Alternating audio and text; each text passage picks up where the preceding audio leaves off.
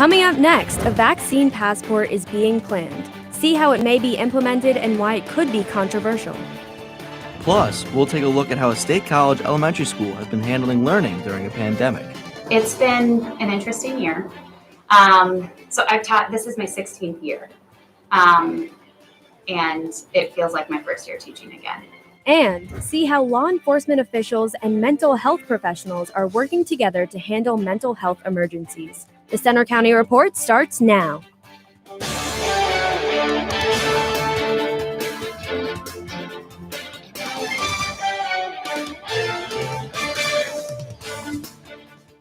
Good afternoon, I'm Ria Jha. And I'm Matt Saporsky. Thanks for joining us for the Centre County Report. Pennsylvania will make every adult in the state eligible for the COVID vaccine in 10 days. Right now, it's rushing to vaccinate as many people as possible. The state is now in phase 1B. Those now eligible to receive a vaccine include state education employees, manufacturing workers, U.S. Postal Service, and public transit workers. The schedule opens to all 1C residents on Monday, and every Pennsylvanian will be eligible on April 19th. The easing of COVID-19 occupancy restrictions also continues across the state.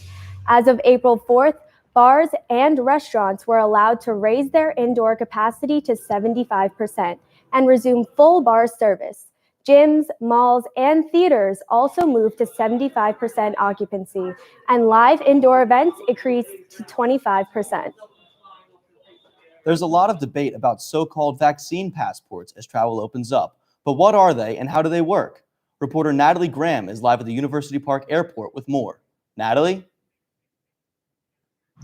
Thanks, Matt. I'm here live at the University Park Airport as air traffic begins to pick up. However, as many Americans plan their post-pandemic lives, one question keeps coming up. Would a certification for vaccine status be a sensible solution or an infringement upon your constitutional rights? Before you go to leave your house, don't forget your keys, your wallet, your phone, and now your vaccine passport. Vaccine passports are currently being developed to verify an individual's COVID-19 immunization status. This will allow vaccinated individuals to travel, shop, and dine more freely. But it has also become a controversial topic in America's political war. Dr. Michael Ryan, the executive director of the World Health Organization Health Emergencies Program, says we need to be careful. We need to be very, very careful that the process of certifying vaccination does not result in personal freedoms or human rights being impeded.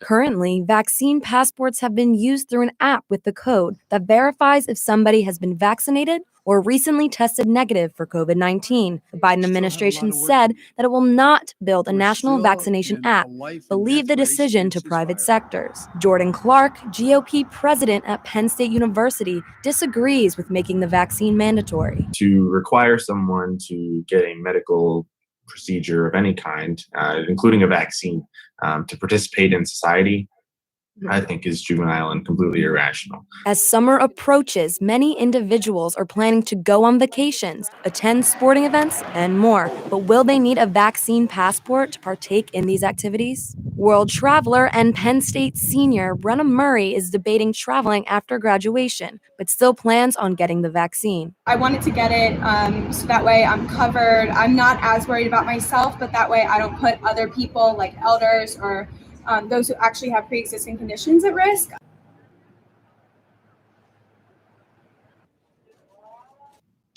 There is only one state that has vaccine passports, and that's New York. Live from the airport, I'm Natalie Graham. Now back to you at the anchor desk. Thanks, Natalie. Starting today, Penn State will host a regional vaccination clinic at the Bryce Jordan Center. The site is being run by the Pennsylvania Emergency Management Agency and the Department of Health. The clinic will be open 5 days a week with the hopes of giving 600 doses of the vaccine each day. Anyone who is eligible, regardless of their county of residence, is able to book an appointment, including out-of-state students. Appointments can be reserved online at pema.trackmyvaccine.com or by calling this number, 1-844-545-3450. The COVID-19 pandemic has changed the way schools operate, and many say a year of remote learning is hurting kids. I visited Easterly Parkway Elementary and State College to see how students, teachers, and parents have had to learn how to adjust to a new way of schooling. In-person learning is slowly making its way back to Easterly Parkway Elementary. More than 200 students are currently in person and close to 100 students are still taking their classes virtually. Teachers are having to rethink how they teach. So I've taught, this is my 16th year. And it feels like my first year teaching again. Pandemic guidelines are being followed. Hand sanitizers are outside every classroom, desks are spread 6 feet apart, and space markers populate the halls. It's different because the teachers are like reminding you to stay apart and you can't like do hands-on stuff. Principal Danielle Yoder says she takes an encouraging approach when enforcing the guidelines. And kids are excited. We love to see that excitement and they begin to get close. So it's not like a punishment. You don't have your mask up. It's supporting and reminding. Easterly Parkway also has a system to reward students when they follow the rules. So if we see them doing the right thing, they're 6 feet apart, they're hand sanitizing. If they're doing the right thing, we give them an eagle, and then eventually that earns, after 15 eagles, you get a prize. Meanwhile, online, teachers have to get creative to keep their students engaged. It really is about reading the room. Man, everyone seems really tired today. Are you guys really tired? Yeah. Do we just need to read a story for right now and just take it easy? Yes, we do. Remote learning isn't for everyone, especially at such a young age. Tiffany Cortazzo said her kindergartner had difficulty doing school online. When she was at home, she thought she could just be home and go outside when she wanted to, watch TV, eat whenever she wanted to. Even though it has been a tough year, Yoder is thankful for everyone's cooperation. I can tell you the resiliency of the teachers and the students and the parents. I feel blessed. For the Center County Report, I'm Ria Jha. Most people we talk to hope students at Easterly Parkway and schools everywhere will be back in person in school at the fall. Mount Airy Medical Center is no longer allowing most visitors. Previously, the hospital was allowing guests, but stopped after hospitalizations for COVID increased in our area recently. Special circumstances will remain for the emergency room and the Women and Children's Services departments if the visitor tests negative for the coronavirus. The rule is now in effect indefinitely. The State Theater is opening its doors to in-person events once again after a year-long COVID-19 shutdown. The move comes after easing restrictions for venues like the State Theater, moving from 15% capacity to 25%. The date of their first event is still being determined, but the general manager says they're happy to welcome back an audience, and they're grateful for the local support over the last year. And I just can't say enough how excited we are to be working towards welcoming the public back. We've been waiting for this for over a year, so we're very excited. Until now, the theater has only been hosting small private rentals and virtual programming. We're seeing a little rain around the area today. Will it clear out for the weekend? The forecast is coming up. Also ahead, with many surrounding states legalizing the recreational use of marijuana, is Pennsylvania on track to do the same? A look at this issue next.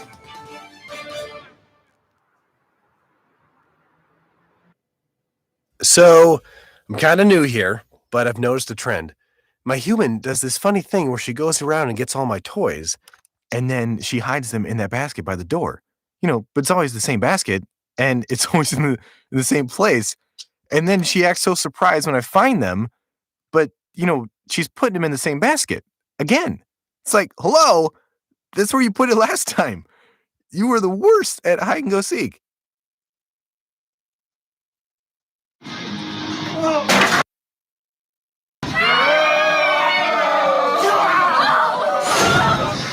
Mental Health Task Force is formed.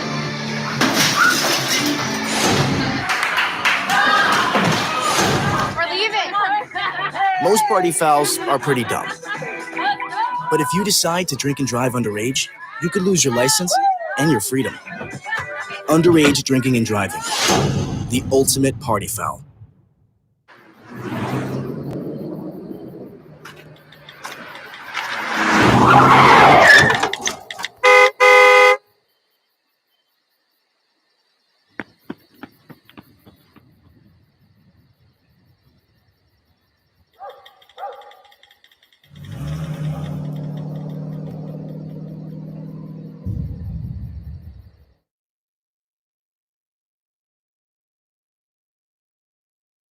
You're doing great. We're gonna try this again, okay? Okay. Wheels, pedals, handlebar, brakes. Sit up straight, keep your weight in the center, keep your eyes on the road, hands on the grips, button the seat. If we feel ourselves falling, what do we do? Just keep pedaling. pedaling. Good girl. Now remember, it's all about balance and steering. Steer with your hands, steer with your body. Steer into the corners and you stay out of trouble. And the bell's your buddy, so go ahead and ding that. All right, ready? Here we go. Pedal, honey, pedal. There you go, you're a bike rider.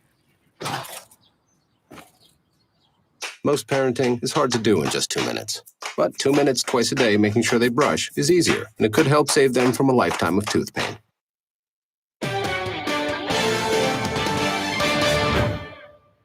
A state college company is accused of stealing millions of dollars from its own workers.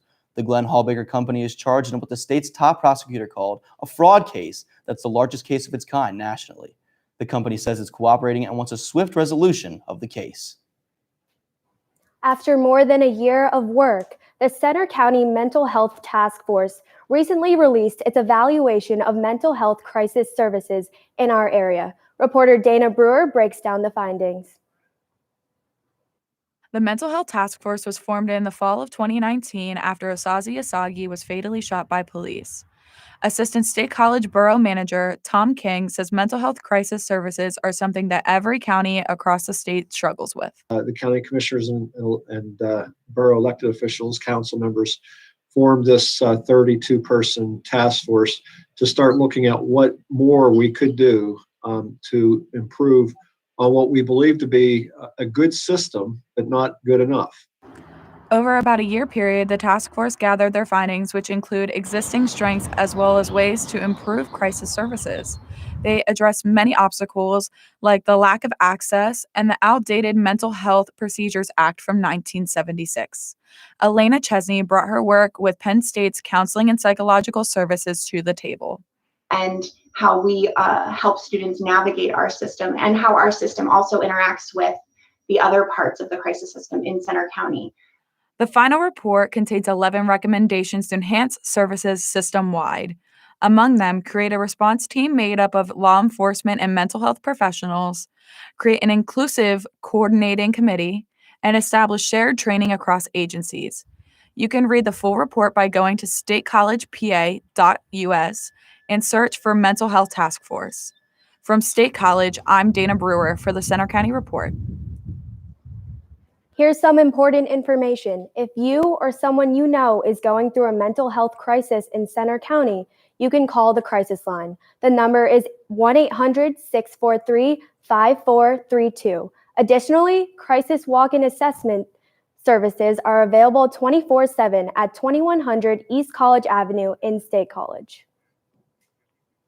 For the third time in 5 years, Penn State will begin a nationwide search for a new university police chief. Chief Joseph Milik says he'll retire on June 30th after serving in law enforcement for more than 30 years. During his career, Milik's worked with several universities as well as the Cincinnati Police Department. He also served on Penn State's Policing and Communities of Color Task Force.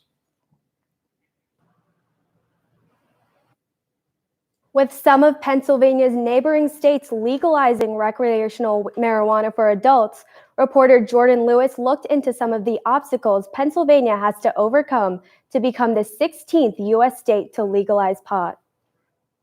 Standing at $61 billion, the U.S. cannabis industry is growing at an exceptional rate.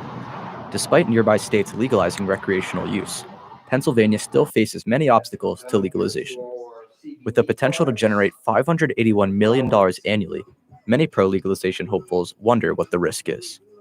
Lieutenant Governor John Fetterman says a majority of the holdup comes from statewide division. Center certainly skewed strongly pro, but we've had counties, around the 50-50 mark too, where people are relatively equally divided. Among public disagreement, the Commonwealth is challenged by a Republican-led Senate and House that feel a change in marijuana legislature is not a priority. Todd Shearer, an executive for Kind Growth Capital, one of the leading financial sources for the legal cannabis industry, believes recreational legalization is likely for Pennsylvania this year. And I know that the governor and particularly the lieutenant governor are real advocates of getting this done this year. So I'd say the chances are pretty high degree of success. A bipartisan bill currently awaits a Senate committee assignment before it can be voted on, but it's expected to move forward in the legislative process. In State College, I'm Jordan Lewis for the Center County Report. Many say with the backing from Pennsylvania, Governor Tom Wolf And after statewide medicinal marijuana success, legal recreational use seems possible, but it still faces an uphill battle in the PA legislature. Now, over to Olivia with weather.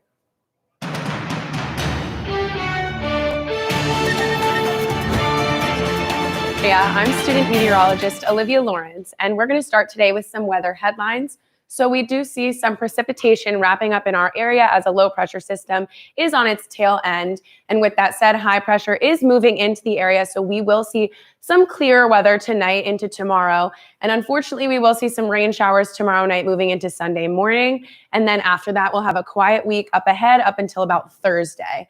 So we have a live shot of Beaver Stadium where we can see we are overcast today with some of those remaining low pressure clouds. And our current conditions in State College, we have about 52 degrees with a dew point of about 48 degrees, and winds are relatively calm for this time of year. Now we're going to take a look at our feels like temperatures for Pennsylvania. So we do see State College again at that 52.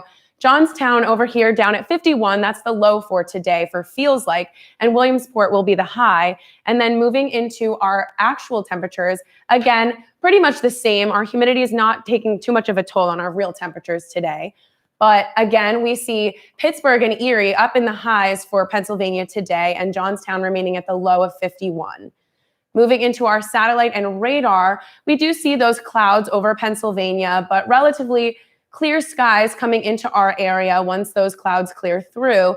And I do think that it's important to note that we have a relatively low pressure system starting down here in the Atlanta, Georgia area. And with that said, we'll keep an eye on that low pressure system moving up into our region on Sunday. And then again, clear skies coming into our area up until about Thursday of next week. With that said, our forecast for State College today, we have a high of about 59 degrees with a chance of showers around 80% with light winds. So make sure you wear your raincoats if you're planning on going out tonight. Our forecast for tonight, again, 51, a little bit colder with isolated sprinkles. And we have a forecast of about high of 68 tomorrow, mostly cloudy with a chance of showers at 20%. For our 7-day forecast, again, we have some nice weather coming up this week with a high of 71 on Sunday, which is really nice for this time of year. And then again, moving in, we do see that rain on Thursday. But with that said, I will send it over to Dana with sports. Thanks, Olivia. Coming up next in sports, the Penn State women's soccer team is preparing to host the most important game of the season this weekend. We have more after the break. Also coming up, a local competition for the first time in around 30 years. We'll tell you who's enjoying their new facilities next in sports.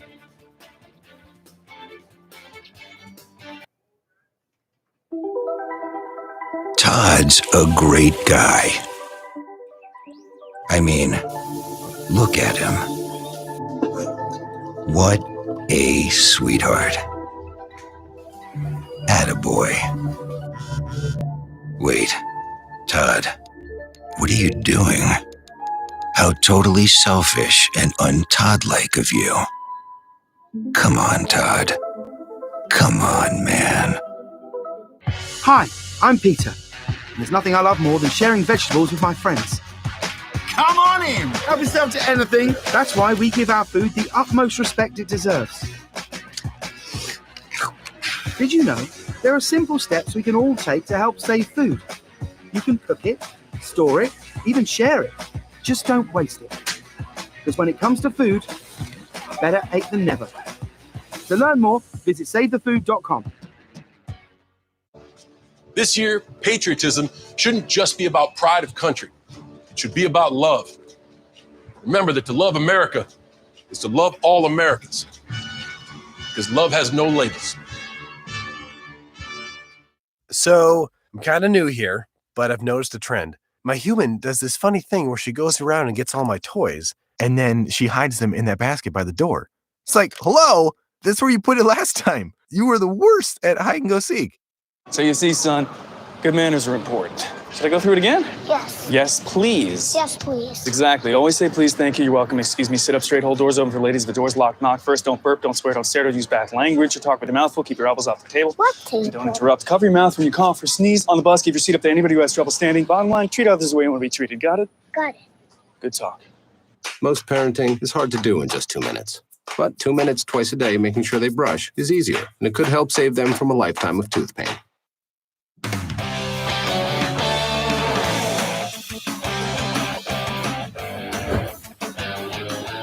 I'm Dana Brewer with sports. Coach James Franklin is talking highly of his Penn State team this week as spring football practice continues.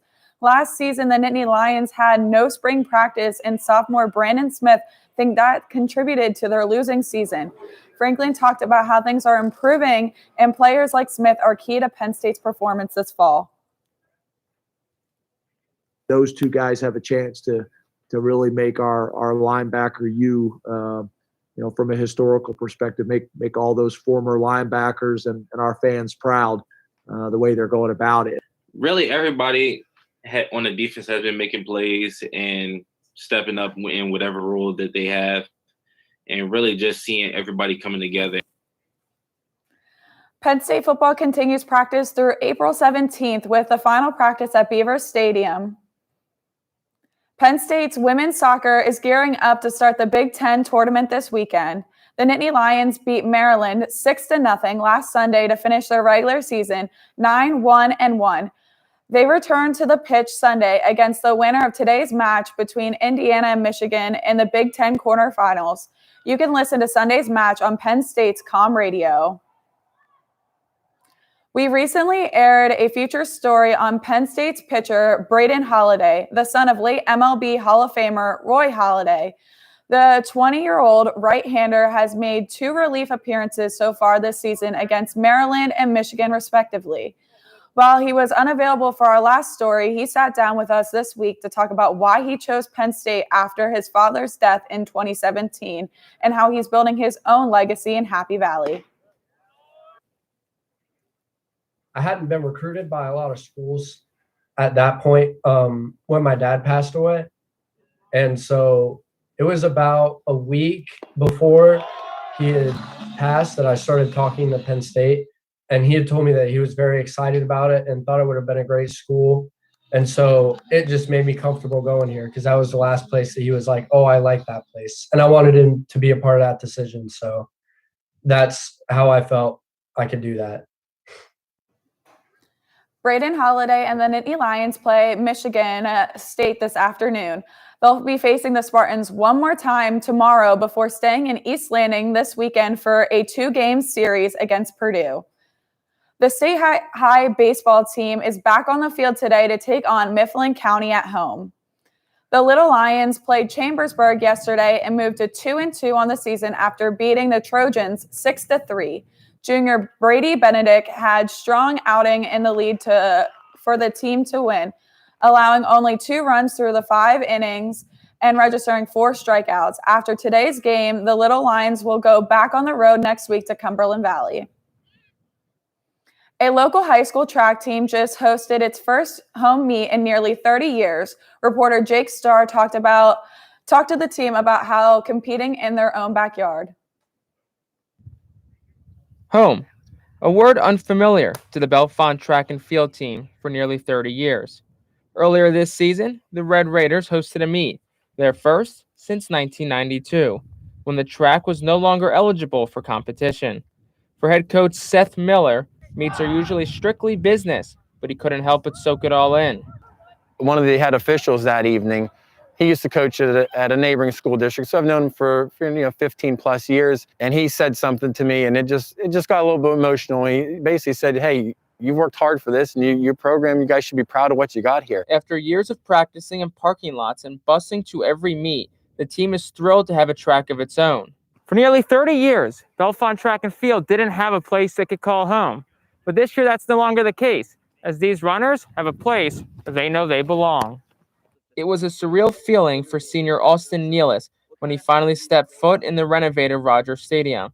After COVID-19 shut down last season, Nealis never thought this would come. It's incredible because, we haven't had this, and track is just an amazing sport, and I enjoy it, and I'm just so happy that we finally got a place of our own.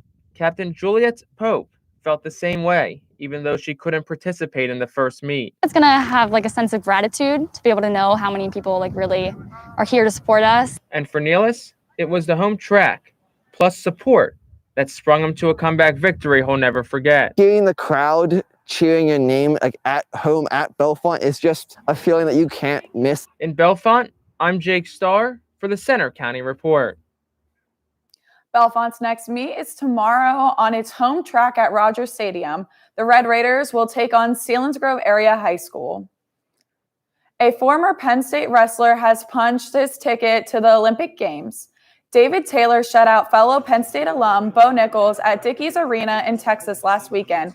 Taylor won the best-of-3 series in just 2 matches. He will go on to represent the U.S. at the 86 kilogram this summer at the Tokyo Olympics. Taylor says his job isn't done yet. His goal is to be an Olympic gold medalist. And that's all for sports. Now back to you at the anchor desk. Thanks, Dana. It'll be interesting to see how Taylor performs in Tokyo. Coming up next, a popular country singer is coming to Happy Valley. Stay tuned to find out when the Bryce Jordan Center will host its first live concert since the start of the pandemic.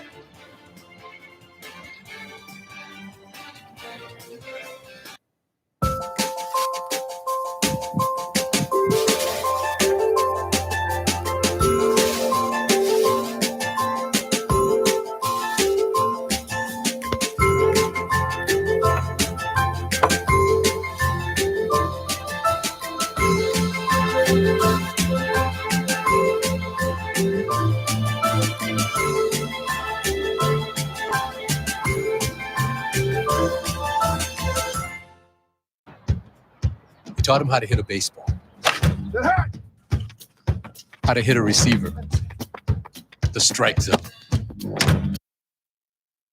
Taught him how to hit the upper corner. You even taught him how to hit the open man. But how much time have you spent teaching him what not to hit?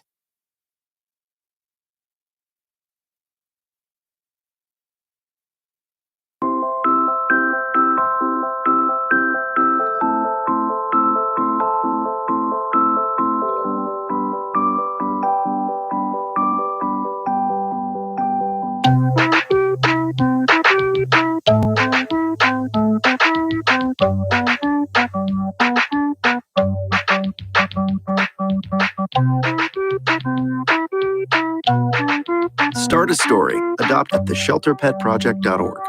There's one thing you can never have sex without. It's not something you buy. Or something you take. In fact, there's only one way to get it. It has to be given to you, freely. It's consent. Because sex without it isn't sex. It's rape. Consent. If you don't get it, you don't get it. It's on us to stop sexual assault. Learn how and take the pledge at itsonus.org.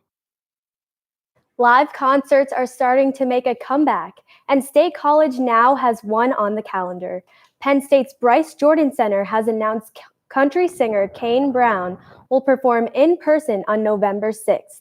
It'll be the first live concert at the venue in over 600 days since Luke Combs performed at the BJC last February. Penn State students can buy tickets starting at 10 a.m. next Thursday, and the public can buy tickets at 10 a.m. on Friday.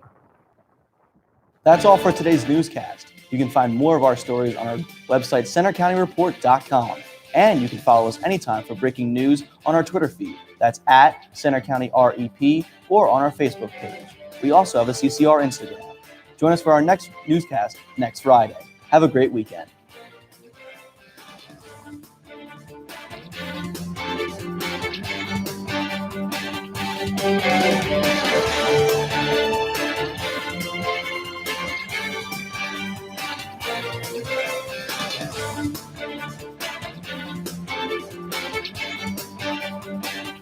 Thank you.